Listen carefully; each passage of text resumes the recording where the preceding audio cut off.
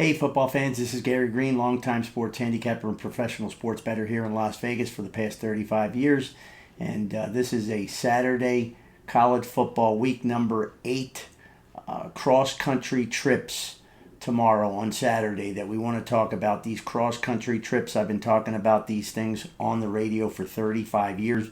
Back in the day, these were money. They were gold. Teams going across country, starting these games basically at noon, and that's 9 a.m. their clock time.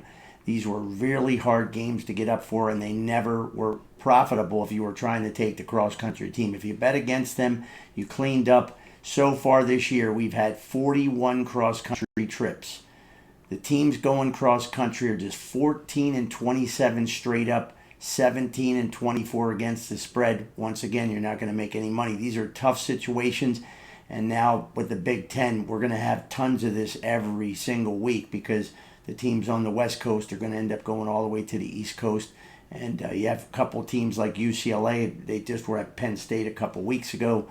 Some teams are going to do it back-to-back. It's a rough situation, but we have 4 of them this week. Arizona State's going to go to Cincinnati. They're plus 5.5, and they'll have to go there without their quarterback. So, this is a really tough situation for Arizona State because they're off a really tough back-and-forth game against Utah in their last game last week. Then we have an amazing game because it's my 2 teams, the school I went to, Rutgers, and then the team I've rooted for since I was about 5 years old, UCLA. These are 2 of the worst offenses in college football, and Rutgers is very lucky to have a really good running back stud, but this is a team that cannot put the ball into the end zone. The quarterback is terrible for both teams.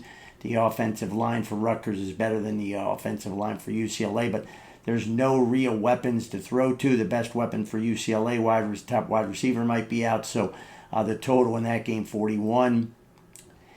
Tough situation for UCLA, even though Rutgers hasn't really scored much. They have, again, just a horrible quarterback averaging 6 yards per pass. That's just not going to put a lot of points on the board, so they need the running back to have a huge day. NC State's going to travel to California, and they're the biggest underdog of these 4 cross-country trip teams.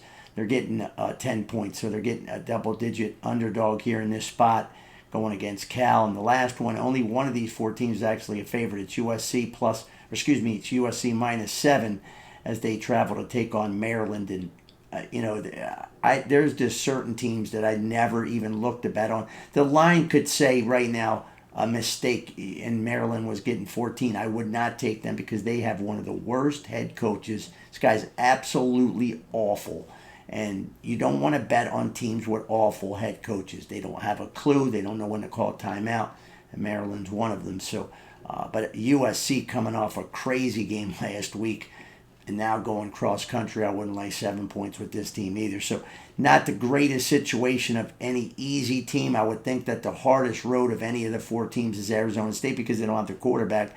They've played well, but Cincinnati at home, the line's right there, probably pretty close to being right. I would have made Cincinnati about a 7-point favorite with the quarterback out, but the cross-country trips are not ones to look at. You want to look to bet against them or pass. In this situation, to me, there's really maybe only one look here of the 4 games in the cross-country. So this is a little cross-country trip video we'll do every week. And don't forget to check out our other videos, including a great preview I had on Georgia and Texas. What a game that is on Saturday afternoon, actually evening time for most of us. And, that's a situation where if you check out all our videos and our tip videos, there's about 8 or 9 of them up now, I think, and I'll continue to add them, all tips on how to be a winning sports bettor. Just remember one thing, don't bet parlays, and you'll probably have a much better chance to be a winner. So this is Gary Greene with Gary Wins, and have a great weekend, and hope all your wagers are winning ones.